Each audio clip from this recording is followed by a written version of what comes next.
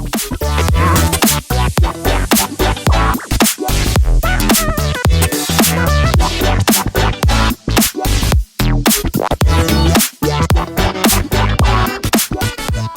good Wednesday morning, everyone.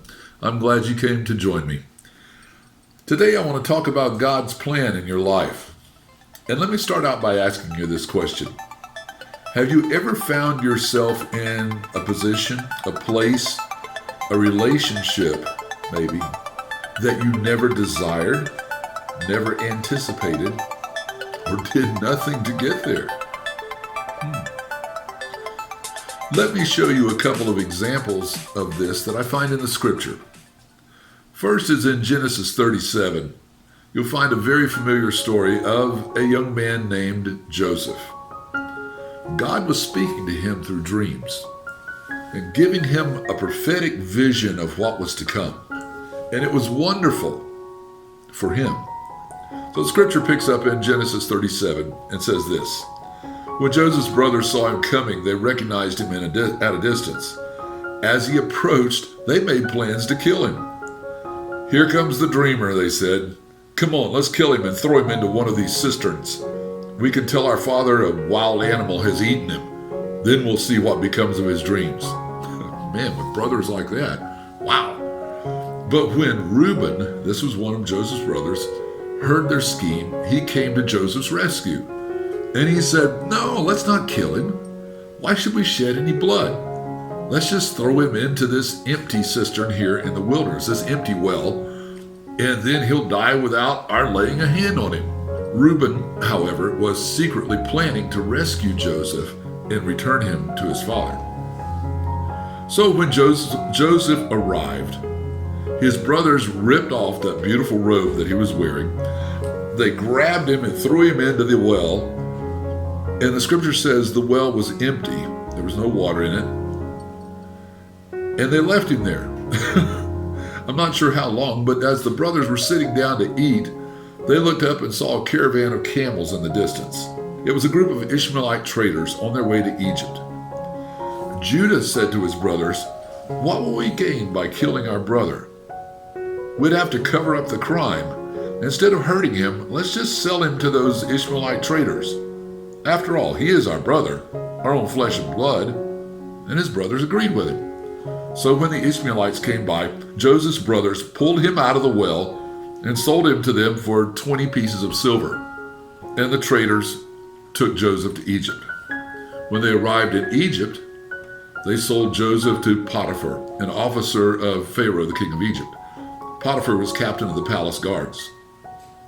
I'm sure Joseph had no desire to be there. He probably never even considered it. And what did he do to deserve this treatment? Man, could he have a victim mentality. Take a look.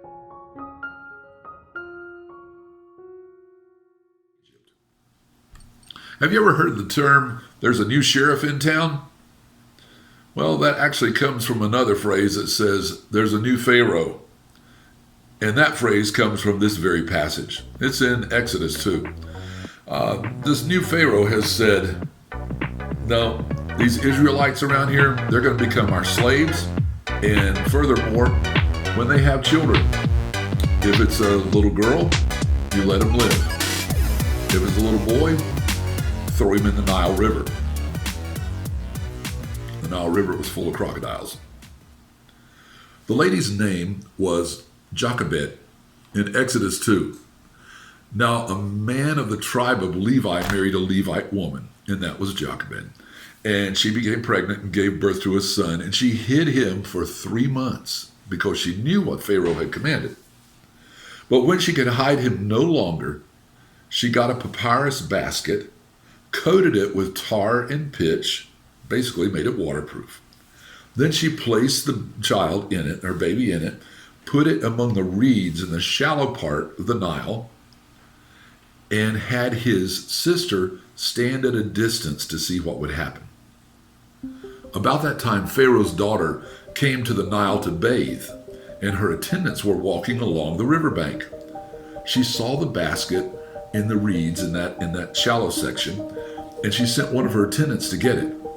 She opened it and saw this cute little Hebrew baby. Then Moses' sister, remember the one that was watching from a distance, asked Pharaoh's daughter, "Do you want me to go and get one of the Hebrew women to nurse this baby for you?" And Pharaoh's daughter said, "Yeah, that's a great idea. Please do." So the girl went and got Jochebed, the baby's mom. Of course, here they are back together again. Pharaoh's daughter said to Jochebed, "Please take this baby and nurse him for me, and I will pay you." What an awesome story. That was so cool. But man, did it change. Because the scripture says when the child grew older, Jochebed had to take him to Pharaoh's daughter. And he then became the son of Pharaoh's daughter. Certainly unexpected. So let me ask you again.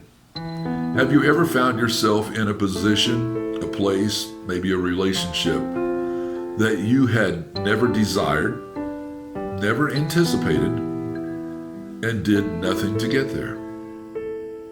Now, I'm not Joseph or Moses, but let me share my experience with you.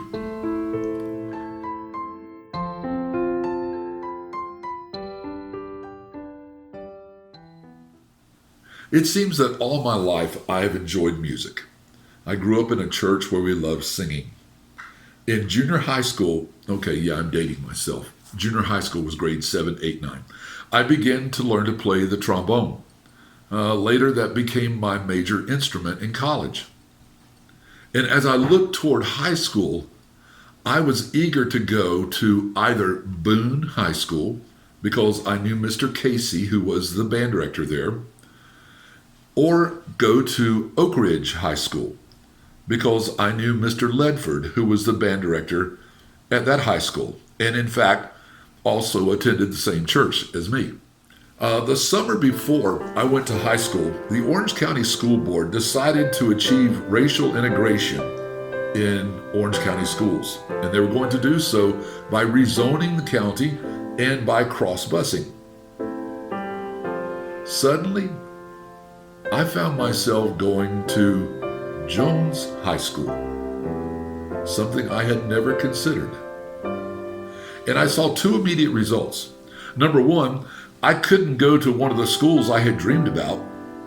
And number two, the Jones High School band, which numbered 125 strong the year before, because the cross-busing, now had less than half that number. I was confused. It all happened so fast. I was frustrated, angry, and, if truth be told, a little frightened. And God took me to school. No, he didn't drive me there. It's not the kind of school that requires a textbook, but the school of life. It's the place where you go to learn so many valuable lessons, some of which I'm still learning today. A little backstory. Orlando, at that time, was experiencing a great amount of racial tension, so much so that the Orlando Police Department had been freshly outfitted with riot gear, anticipating unrest. So into that cultural climate, I went to Jones High School. But you see, Jones had been an educational monument for the black community in Orlando. It was a place where the students, their parents, the teachers, the administration, when they spoke the words Jones High Tigers, they did so with great pride. So to begin with, my forced insertion to the student body, along with a few friends, was unwelcomed and resented. After 3 years at Jones, this changed drastically as I made good friends, and we all learned a great deal, but that's another story for another time. Looking back, I can very quickly see two people who were immediate blessings in my life.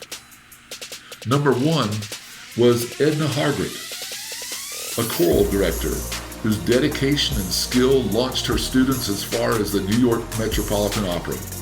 She was a strict, strong woman who upheld her principles and had no problem integrating her church and her school. Her testimony of faith in Jesus Christ shone very clear. And number 2 was James Chief Wilson. Not just a band director, but a strong Christian gentleman, educator, and a musician. He was a graduate of Florida A&M University. When I went to Jones, I had no idea what that was or where it was located. I do now. He was leading a high school band that looked, marched, and played like the Marching 100, and he displayed character traits that would impact his students for years to come.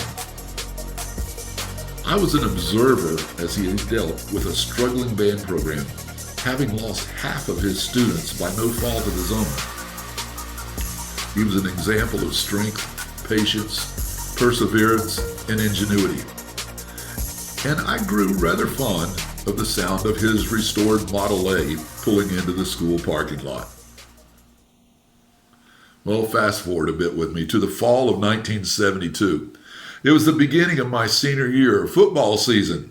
The band always did a halftime and a pregame show. We were a busy group. I had decided to take an elective, music theory, and study with Chief.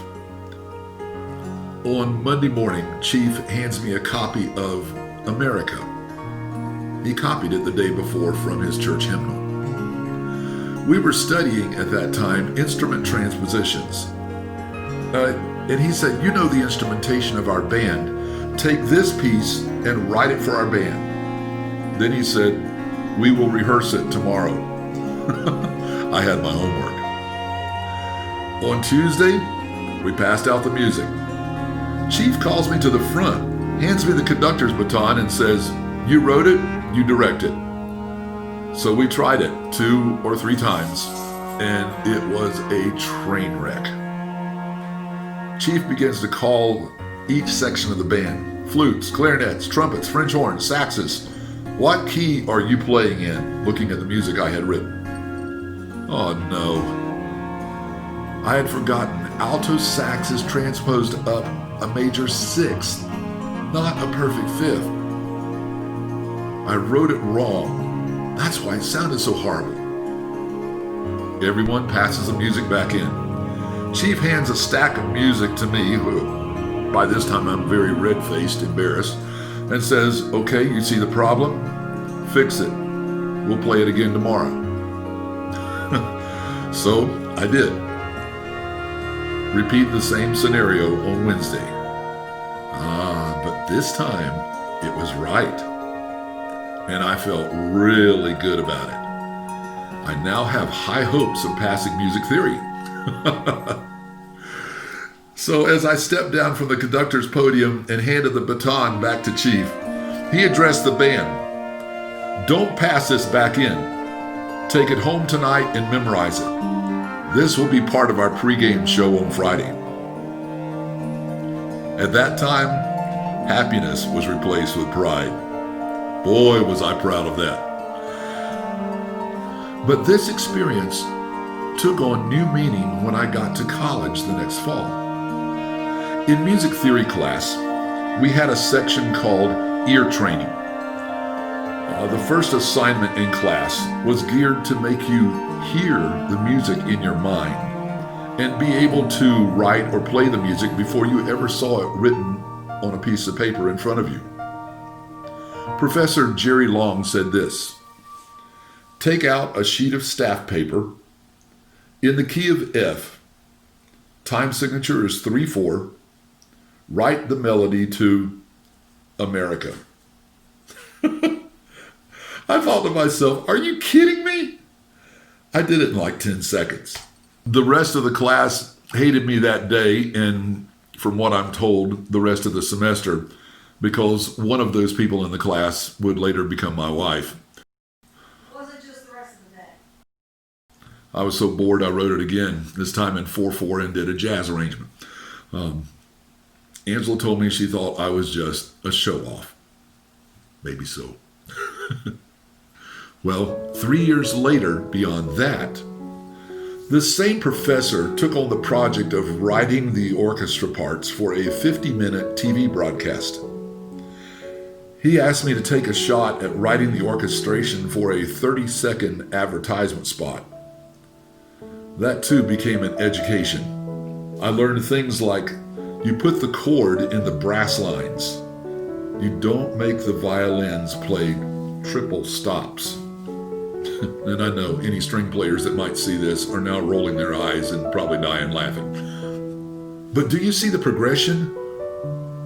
That which seemed terrible to me put me in a place where God could bless me with the education I needed.